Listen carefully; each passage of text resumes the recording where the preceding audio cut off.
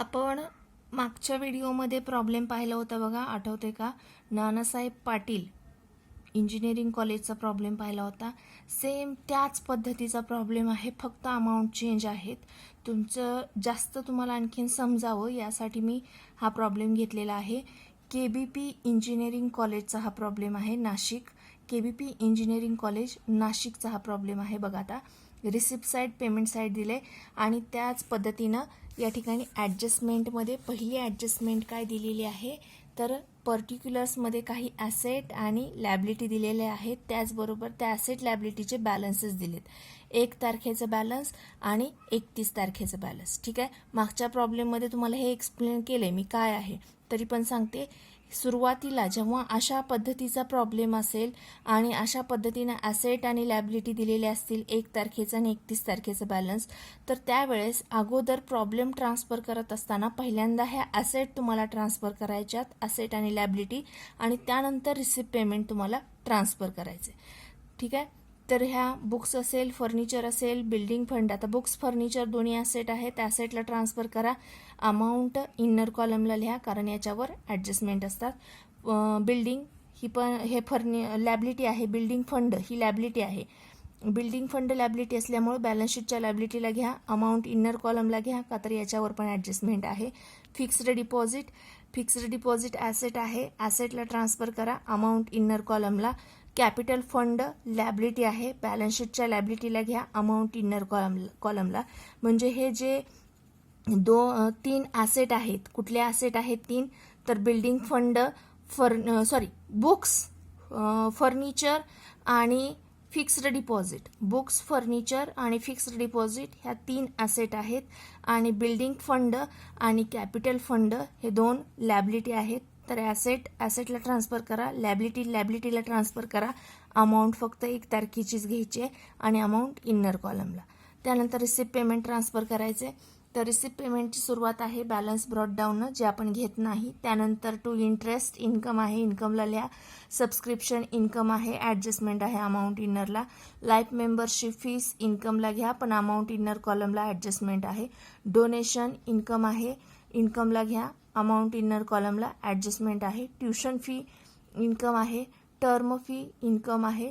Sundry receipt income आहे. Admission fee कंसात दिले रेव्हेन्यू याचा अर्थ हे इन्कमला तुम्हाला नोंदवायचं आहे.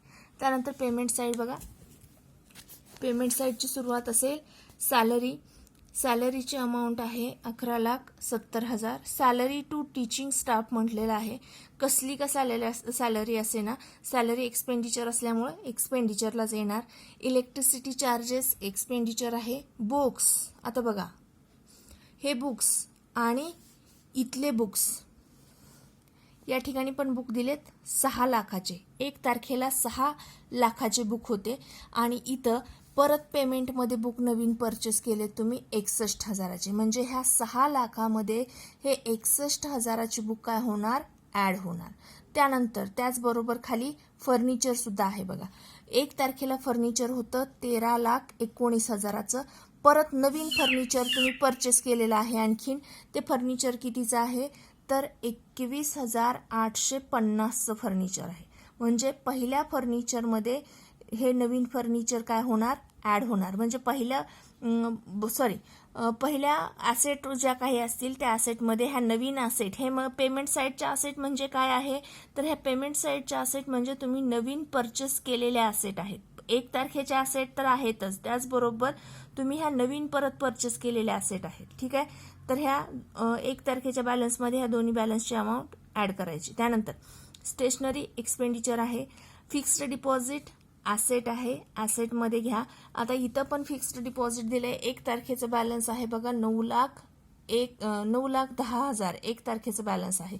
आणि या ठिकाणी 31 तारखेचं बॅलन्स सांगितले तुम्हाला 8,50,000. 31 तारखेचं बॅलन्स किती सांगितले म्हणजे हे परत फिक्स्ड डिपॉझिट तुम्ही घेतलेलं आहे 8,50,000चं. ठीक आहे, आणि यानंतर आहे बॅलन्स कॅरेड डाऊन म्हणजे कॅश बॅलन्स आणि बँक बॅलन्स आहे, हे तुम्ही ॲसेटला ट्रान्सफर करणार आहात. त्यानंतर ॲडजस्टमेंट. आता हे तर मग असे सांगितले मी 1 तारखेचं बॅलन्स आहे ते ट्रान्सफर करायचे इनर कॉलमला. त्यानंतर ॲडजस्टमेंट काय 50% donation are for building fund and the balance is to treated revenue income. म्हणजे डोनेशनच्या 50% अमाऊंट बिल्डिंग फंडमध्ये ॲड करायची आहे आणि राहिलेली 50% अमाऊंट इन्कम साईडला ठेवायची आहे. त्यानंतर आउटस्टँडिंग सबस्क्रिप्शन आहे, सबस्क्रिप्शनमध्ये ॲड करा सेकंड इफेक्ट ॲसेटला. त्यानंतर life membership fees are to capitalized, म्हणजे लाईफ मेंबरशिप फीची जेवढी काही अमाऊंट आहे ती टोटल अमाऊंट काय होणार कॅपिटल फंडमध्ये ॲड होणार. आता प्रत्यक्ष सोल्युशन पाहूया. प्रत्यक्ष आता सोल्युशन पाहूया.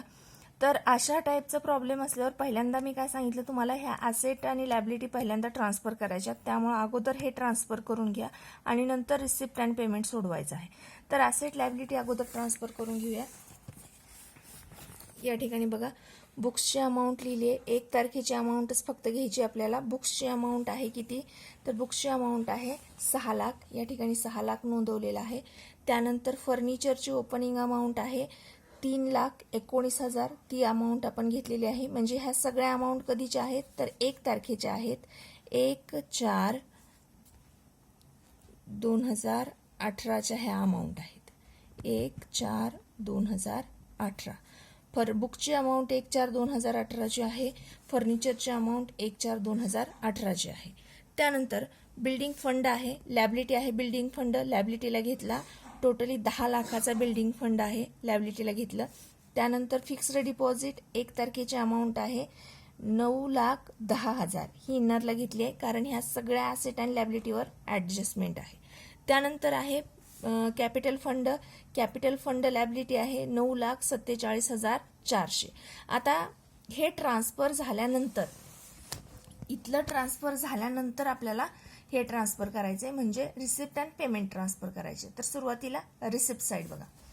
पहिल्यांदा आहे इंटरेस्ट 55,000चा. त्यानंतर सबस्क्रिप्शन 28,300 ॲडजस्टमेंट आहे अमाऊंट इनरला. लाईफ मेंबरशिप फीस ॲडजस्टमेंट आहे अमाऊंट इनर कॉलमला. डोनेशन ॲडजस्टमेंट आहे अमाऊंट इनर कॉलमला. ट्युशन फी इन्कम आहे. टर्म फी इन्कम आहे. सन्ड्री रिसिप्ट इन्कम आहे आणि ॲडमिशन फी इन्कम आहे. रिसिप्ट साईडचे बऱ्यापैकी सगळेच आयटम आपण इन्कमला नोंदवलेले आहे. ठीक आहे. त्यानंतर पेमेंट साईड. पेमेंट साईडची सुरुवात कशानं झालेली आहे तर सॅलरीनं. तर सुरुवातीला सॅलरी एक्सपेंडिचर आहे, एक्सपेंडिचरला घ्या 11,70,000. त्यानंतर इलेक्ट्रिसिटी चार्जेस 55,000चे आहेत, एक्सपेंडिचर आहे. त्यानंतर तुम्हाला दिलेलं आहे बुक्स. आता बघा बुक्स, पहिले बुक्स कितीचे होते तुमचे 1 तारखेचे 6 लाखाचे बुक होते. त्यामध्ये न्यू बुक्स काय केलेत तुम्ही परचेस केलेत, कितीचे आहेत 61,000चे. तर हे न्यू बुक्स काय होणार ॲड होणार. मग आता टोटल बुक्सची अमाऊंट किती झाली तुमची 6,61,000ची. ठीक आहे. त्याच पद्धतीनं फर्निचर सुद्धा आहे. 1 तारखेचं फर्निचर होतं 3,19,000चं. परत ॲड न्यू फर्निचर, जे पेमेंट साईडला दिलेलं असतं ते नवीन परचेस केलेलं असतं. तर ते नवीन परचेस केलेलं आहे 51,000चं. हे 51,000चं फर्निचर काय केलं आपण पहिल्या फर्निचरमध्ये ॲड केलं. टोटल अमाऊंट झाली 3,70,000. हे इनरलाच का ठेवले का तर ह्याच्यावर डिप्रिसिएशन आहे. ॲडजस्टमेंटमध्ये कुठंही सांगितलेलं नाही की डिप्रिसिएशन चार्ज करा, पण या ठिकाणी देत असतानाच काय दिले 1 तारखेचं बॅलन्स आणि 31 तारखेचं बॅलन्स आहे. ठीक आहे. तर जे जादाचं होतंय तेवढं तुमचं डिप्रिसिएशन असेल. बरोबर आहे. तर आपण हे ट्रान्सफर केल्या. त्यानंतर स्टेशनरी एक्सपेंडिचर आहे, एक्सपेंडिचरला नोंदवा. फिक्स्ड डिपॉझिट, आता पहिलं फिक्स्ड डिपॉझिट होतं तुमचं 9,10,000चं पहिलं फिक्स्ड डिपॉझिट होतं. आत्ताचं फिक्स्ड डिपॉझिट किती परत नवीन आहे 8,50,000चं फिक्स्ड डिपॉझिट आहे. तर टोटल फिक्स्ड डिपॉझिट किती झालं तुमचं 17,60,000चं तुमचं टोटल फिक्स्ड डिपॉझिट झालं. पहिलं 9,10,000चं होतं, त्यानंतर 8,50,000चं, असं टोटल झालं 17,60,000चं फिक्स्ड डिपॉझिट. त्यानंतर कॅश बॅलन्स आणि बँक बॅलन्स दिले. हे कॅश बॅलन्स बँक बॅलन्स या ठिकाणी आपण लिहिले. टोटल आउटरला नोंदवलेले आहे 2,16,650. ठीक आहे. तर रिसिप्ट पेमेंट संपलेलं आहे. तर ॲडजस्टमेंट सोडवताना पहिली ॲडजस्टमेंट बघा आता किती सांगितलेलं आहे बुक्स किती आहेत, 1 तारखेचे बुक्स किती आहेत, 6 लाखाचे. ठीक आहे. परत इथं बुक्स परचेस कितीचे केलेत बघा, बुक्स कितीचे परचेस केलेत, 61,000चे. म्हणजे तुमचे ओल्ड बुक्स कितीचे होते, तर 6 लाखाचे बुक होते. ठीक आहे. परत तुम्ही न्यू परचेस केले कितीचे, 61,000चे न्यू परचेस केले. आता हे ओल्ड म्हणजे कधीचं, 1/4/2018चं. बरं आहे. आणि त्यामध्ये न्यू परचेस केलं तुम्ही. टोटल बुकची अमाऊंट किती झाली तुमची आता, 6,61,000 टोटल बुक झाले. पण 31 तारखेला 31/3/2019ला बुकची अमाऊंट किती सांगितली, तर 6 लाख बुकची अमाऊंट सांगितली. म्हणजेच या ठिकाणी तुमच्याकडे सध्या बुक्स आहेत 6,61,000चे, पण 31 तारखेला किती असले पाहिजे सांगितले, फक्त 6 लाखाचे. म्हणजेच हे 61,000 हे काय असणार आहे, डिप्रिसिएशन असणार आहे. हे डिप्रिसिएशन तुम्हाला काय करायचंय, लेस करायचंय. डिप्रिसिएशनची अमाऊंट कुठे येणार, एक्सपेंडिचरला येणार. आणि आउटरला किती असणार बुक्स तुमचे आता, फक्त 6 लाखाचे. बघा या ठिकाणी ओल्ड बुक्स आहेत 6 लाखाचे, नवीन परचेस केले 61,000चे, टोटल झाले 6,61,000चे, लेस डिप्रिसिएशन. आपण 61,000 डिप्रिसिएशन कसं ठरवलं, तर या ठिकाणी तुम्हाला 31 तारखेची अमाऊंट सांगितली, किती असली पाहिजे, 6 लाख. म्हणजे जे जादाचं आहे ते टोटली काय असणार आहे, तुमचं डिप्रिसिएशन असणार आहे. डिप्रिसिएशनची अमाऊंट एक्सपेंडिचरला घेतली, टू डिप्रिसिएशन ऑन बुक्स 61,000.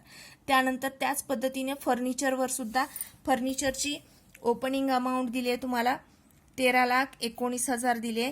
परत नवीन फर्निचर परचेस केले 51,000चं. टोटल फर्निचर झालं 3,70,000चं. ठीक आहे.